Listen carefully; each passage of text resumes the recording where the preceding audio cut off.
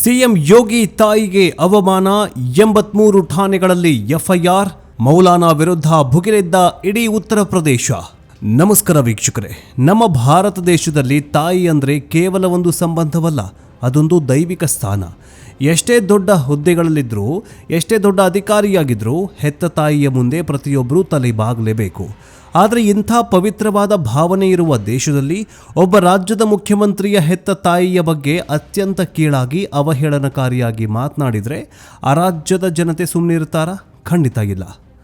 ಉತ್ತರ ಪ್ರದೇಶದ ಮುಖ್ಯಮಂತ್ರಿ, ಫೈರ್ ಬ್ರ್ಯಾಂಡ್ ನಾಯಕ ಯೋಗಿ ಆದಿತ್ಯನಾಥ್ ಅವರ ತಾಯಿಯ ಬಗ್ಗೆ ವಿವಾದಾತ್ಮಕ ಮತ್ತು ಅಸಭ್ಯ ಹೇಳಿಕೆ ನೀಡಿರುವ ಮೌಲಾನಾ ಅಬ್ದುಲ್ ಸಲೀಂ ಎಂಬಾತನ ವಿರುದ್ಧ ಇದೀಗ ಇಡೀ ರಾಜ್ಯಾದ್ಯಂತ ಉತ್ತರ ಪ್ರದೇಶದಲ್ಲಿ ಜ್ವಾಲಾಮುಖಿಯಂತೆ ಆಕ್ರೋಶ ಭುಗಿಲೆದಿದೆ. ಉತ್ತರ ಪ್ರದೇಶದಲ್ಲಿ ಯೋಗಿ ಆದಿತ್ಯನಾಥ್ ಅವರ ಹೆಸರನ್ನೆತ್ತಿದ್ರೇನೆ ಕ್ರಿಮಿನಲ್ಗಳು, ಮಾಫಿಯಾ ಡಾನ್ಗಳು ನಡಗುತ್ತಾರೆ. ಅಂಥದ್ರಲ್ಲಿ ಖುದ್ದು ಮುಖ್ಯಮಂತ್ರಿಯವರ ತಾಯಿಯ ಬಗ್ಗೆನೇ ಈತ ಅಸಭ್ಯವಾಗಿ ಮಾತನಾಡಿ ಇಡೀ ಹಿಂದೂ ಸಮಾಜದ ಕೆಂಗಣ್ಣಿಗೆ ಗುರಿಯಾಗಿದ್ದಾನೆ. ಅಷ್ಟಕ್ಕೂ ಆ ವೈರಲ್ ವಿಡಿಯೋದಲ್ಲಿ ಈ ಮೌಲಾನಾ ಆಡಬಾರದ ಮಾತುಗಳನ್ನೇನಾಡ್ದ? ಕೇವಲ ಒಂದಲ್ಲ ಎರಡಲ್ಲ, ಬರೋಬ್ಬರಿ 83 ಪೊಲೀಸ್ ಠಾಣೆಗಳಲ್ಲಿ ಈತನ ವಿರುದ್ಧ ದೂರು ದಾಖಲಾಗಿದ್ದು ಹೇಗೆ? ರಾಜಧಾನಿ ಲಕ್ನೌನ ಬೀದಿಗಳಲ್ಲಿ ಶುರುವಾಗಿರುವ ಈ ಬೃಹತ್ ಹೋಲ್ಡಿಂಗ್ಸ್ ವಾರ್ ಹಿಂದಿನ ಉದ್ದೇಶವೇನು? ಸಿಎಂ ಯೋಗಿ ಅವರ ಖಾಕಿ ಪಡೆ ಈಗ ಈ ಮೌಲಾನನನ್ನ ಬಂಧಿಸಲು ಹೆಣೆದಿರುವ ಆ ಕಟ್ಟುನಿಟ್ಟಿನ ಬಲೆ ಎಂಥದ್ದು? ಬನ್ನಿ ಇವತ್ತಿನ ಈ ಡೀಟೇಲ್ಡ್ ವಿಡಿಯೋದಲ್ಲಿ ಉತ್ತರ ಪ್ರದೇಶದಲ್ಲಿ ಭುಗಿಲೆದ್ದಿರುವ ಈ ವಿವಾದದ ಪ್ರತಿಯೊಂದು ಎಳೆಯನ್ನ ಬಿಚ್ಚಿಡುತ್ತೀವಿ. ಆದರೆ ಅದಕ್ಕಿಂತ ಮುಂಚೆ ಸಿಎಂ ಯೋಗಿ ಆದಿತ್ಯನಾಥ್ ಅವರ ತಾಯಿಗೆ ಅವಹೇಳನಕಾರಿಯಾಗಿ ಮಾತನಾಡಿರುವಂತಹ ಈ ಮೌಲಾನಾ ಬಗ್ಗೆ ನಿಮಗೇನನ್ಸುತ್ತೆ? ಮೌಲಾನಾ ಜೈಲು ಸೇರಬೇಕಾ ಅಥವಾ ಅವನನ್ನು ಹಾಗೆ ಬಿಡಬೇಕಾ? ಕಮೆಂಟ್ ಬಾಕ್ಸ್ನಲ್ಲಿ ತಿಳಿಸಿ. ಬನ್ನಿ ವಿಡಿಯೋವನ್ನು ಶುರು ಮಾಡೋಣ.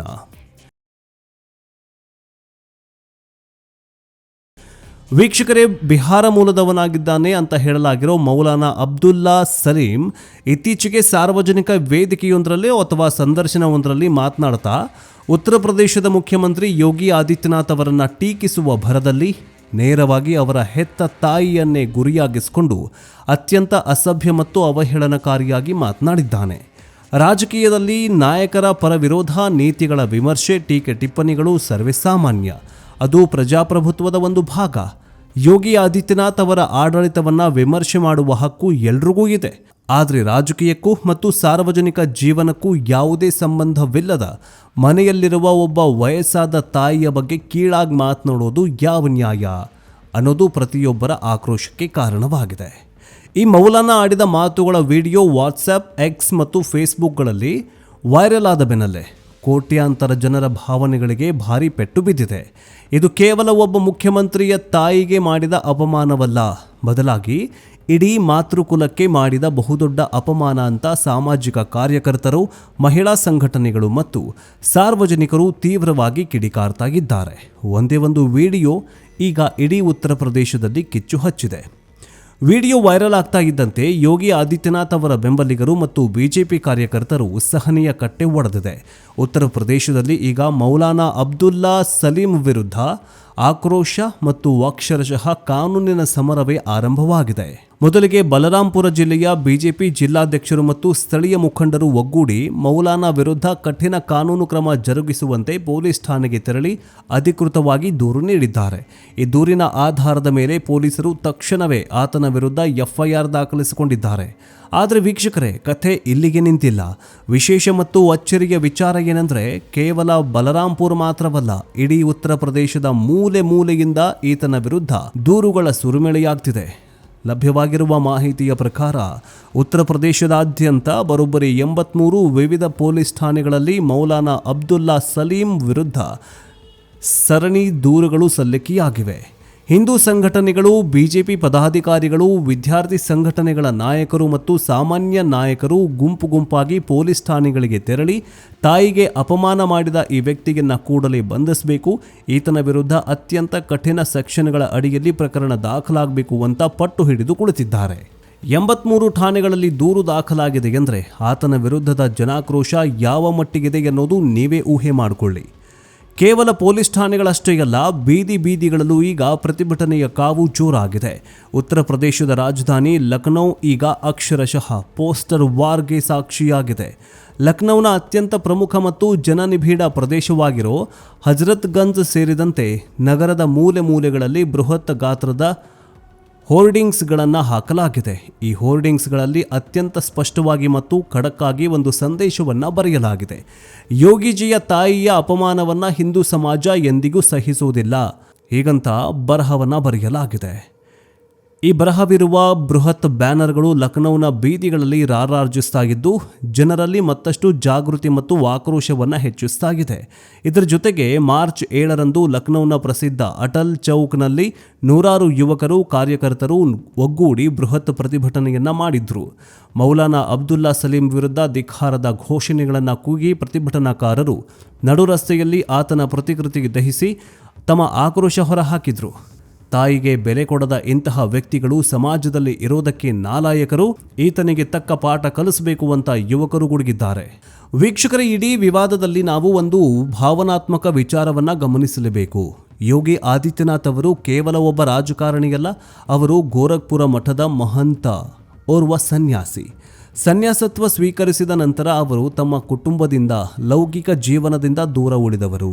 ಆದರೆ ಒಬ್ಬ ಸನ್ಯಾಸಿಯಾದರೂ ಹೆತ್ತ ತಾಯಿಯ ಮೇಲಿನ ಪ್ರೀತಿ ಮತ್ತು ಗೌರವ ಎಂದಿಗೂ ಕಡಿಮೆಯಾಗುವುದಿಲ್ಲ. ಕೆಲ ವರ್ಷಗಳ ಹಿಂದೆ ಯೋಗಿ ಆದಿತ್ಯನಾಥ್ ಅವರು ಉತ್ತರಾಖಂಡದಲ್ಲಿರುವ ತಮ್ಮ ಸ್ವಗ್ರಾಮಕ್ಕೆ ಭೇಟಿ ನೀಡಿದಾಗ ಅನೇಕ ವರ್ಷಗಳ ನಂತರ ತಮ್ಮ ವಯಸ್ಸಾದ ತಾಯಿಯನ್ನು ಭೇಟಿಯಾಗಿ ಅವರ ಪಾದ ಮುಟ್ಟಿ ನಮಸ್ಕರಿಸಿದ ದೃಶ್ಯ ಇಡೀ ದೇಶದ ಜನರ ಕಣ್ಣಲ್ಲಿ ನೀರು ತರಿಸಿತ್ತು. ಆ ಫೋಟೋ ನೋಡಿದ ಪ್ರತಿಯೊಬ್ಬರಿಗೂ ಆ ತಾಯಿ ಮಗನ ಬಾಂಧವ್ಯದ ಆಳ ಅರ್ಥವಾಗಿತ್ತು. ಅಂತಹ ವಯೋವೃದ್ಧ ಸರಳ ಜೀವಿಯ ಬಗ್ಗೆ, ಯಾವುದೇ ರಾಜಕೀಯ ಲೇಪವಿಲ್ಲದ ಒಬ್ಬ ತಾಯಿಯ ಬಗ್ಗೆ ಈ ರೀತಿ ಕೀಳಾಗಿ ಮಾತನಾಡುವುದು ಎಷ್ಟರ ಮಟ್ಟಿಗೆ ಸರಿ? ವೈಚಾರಿಕವಾಗಿ ಎದುರಿಸಲು ಸಾಧ್ಯವಾಗದಿದ್ದಾಗ ಇಂತಹ ಕೀಳು ಮಟ್ಟದ ಟೀಕೆಗಳಿಗೆ ಇಳಿಯೋದು ಹೇಡಿತನದ ಲಕ್ಷಣ ಅಂತ ರಾಜಕೀಯ ವಿಶ್ಲೇಷಕರು ಅಭಿಪ್ರಾಯಪಡುತ್ತಿದ್ದಾರೆ. ರಾಜ್ಯಾದ್ಯಂತ ಭುಗಿಲೆದ್ದಿರುವ ಈ ಆಕ್ರೋಶವನ್ನು ಕಂಡು ಕಾನೂನು ಸುವ್ಯವಸ್ಥೆ ಕಾಪಾಡುವುದು ಉತ್ತರ ಪ್ರದೇಶದ ಪೊಲೀಸರಿಗೆ ಈಗ ಬಹುದೊಡ್ಡ ಸವಾಲಾಗಿ ಪರಿಣಮಿಸಿದೆ. ಒಂದು ವೇಳೆ ಮೌಲಾನಾ ಅಬ್ದುಲ್ಲಾ ಸಲೀಂನನ್ನು ಕೂಡಲೇ ಬಂಧಿಸದಿದ್ದರೆ ಇದು ಕೇವಲ ಲಖನೌ ಅಥವಾ ಬಹರಂಪುರ್ನಲ್ಲಿ ಮಾತ್ರ ಸೀಮಿತವಾಗಿರೋದಿಲ್ಲ, ಇಡೀ ರಾಜ್ಯಾದ್ಯಂತ ಅತ್ಯಂತ ದೊಡ್ಡ ಪ್ರಮಾಣದ ಉಗ್ರ ಪ್ರತಿಭಟನೆ ನಡೆಸ್ತೇವೆ ಅಂತ ಹೇಳಿದ್ದಾರೆ. ಈ ಎಚ್ಚರಿಕೆ ಬೆನ್ನಲ್ಲೇ ಎಚ್ಚೆತ್ತುಕೊಂಡಿರುವ ಯುಪಿ ಪೊಲೀಸರು ತಮ್ಮ ತನಿಖೆಯನ್ನು ಚುರುಕುಗೊಳಿಸಿದ್ದಾರೆ.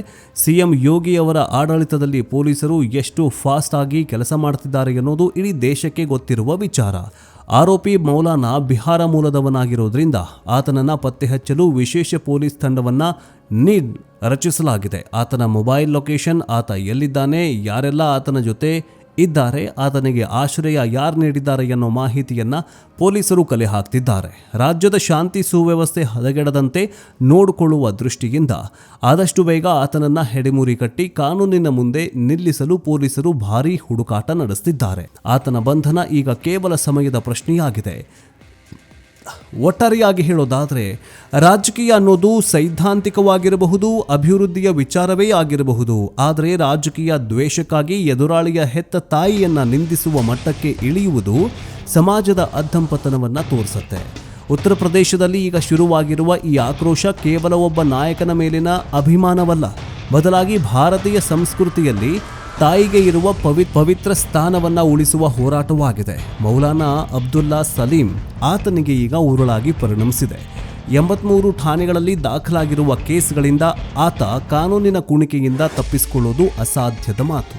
ವೀಕ್ಷಕರೇ, ನಿಮಗೇನನ್ಸುತ್ತೆ? ರಾಜಕೀಯ ಟೀಕೆಗಳ ಭರದಲ್ಲಿ ನಾಯಕರ ಕುಟುಂಬಸ್ಥರನ್ನ, ವಯಸ್ಸಾದ ತಂದೆ ತಾಯಿಯನ್ನ ಎಳೆತಂದು ಅವಮಾನ ಮಾಡೋದು ಎಷ್ಟರ ಮಟ್ಟಿಗೆ ಸರಿ? ಇಂತಹ ಅಸಭ್ಯ ಹೇಳಿಕೆ ನೀಡುವವರ ವಿರುದ್ಧ ಕಠಿಣ ಕಾನೂನು ಕ್ರಮ ಆಗಬೇಕಾ? 83 ಠಾಣೆಗಳಲ್ಲಿ ದೂರು ದಾಖಲಾಗಿರುವ ಬಗ್ಗೆ ನಿಮಗೇನನ್ಸುತ್ತೆ? ಜೊತೆಗೆ ಈ ಸಿಎಂ ಯೋಗಿ ಆದಿತ್ಯನಾಥ್ ಅವರ ಆಡಳಿತ ಹೆಂಗಿದೆ ಅಂತ ಸಿಎಂ ಒಬ್ಬರು ನಮ್ಮ ರಾಜ್ಯಕ್ಕೂ ಕೂಡ ಬೇಕಾ ಬೇಡವಾ? ಕಮೆಂಟ್ ಬಾಕ್ಸ್ನಲ್ಲಿ ತಿಳಿಸಿ. ಇಂತಹ ಅತ್ಯಂತ ಪ್ರಾಮಾಣಿಕವಾದ ಅನಿಸಿಕೆಗಳನ್ನು ಕಮೆಂಟ್ ಬಾಕ್ಸ್ನಲ್ಲಿ ತಪ್ಪದೆ ತಿಳಿಸಿ. ರಾಜಕೀಯದ ಈ ಕೇಳು ಮಟ್ಟದ ವಾಸ್ತವ ಮತ್ತು ಸಮಾಜದ ಈ ಆಕ್ರೋಶ ಪ್ರತಿಯೊಬ್ಬರಿಗೂ ತಲುಪುವಂತೆ ಈ ವಿಡಿಯೋವನ್ನು ನಿಮ್ಮ ವಾಟ್ಸ್ಆ್ಯಪ್ ಮತ್ತು ಫೇಸ್ಬುಕ್ ಗ್ರೂಪ್ಗಳಲ್ಲಿ ಪ್ರತಿಯೊಬ್ಬರಿಗೂ ಮರೆಯದೆ ಶೇರ್ ಮಾಡಿ. ನೆಕ್ಸ್ಟ್ ಅಪ್ಡೇಟ್ನೊಂದಿಗೆ ಬೇಗ ವಾಪಸ್ ಬರ್ತೀವಿ. ಜೈ ಹಿಂದ್, ಜೈ ಕರ್ನಾಟಕ, ವಂದೇ ಮಾತರಂ.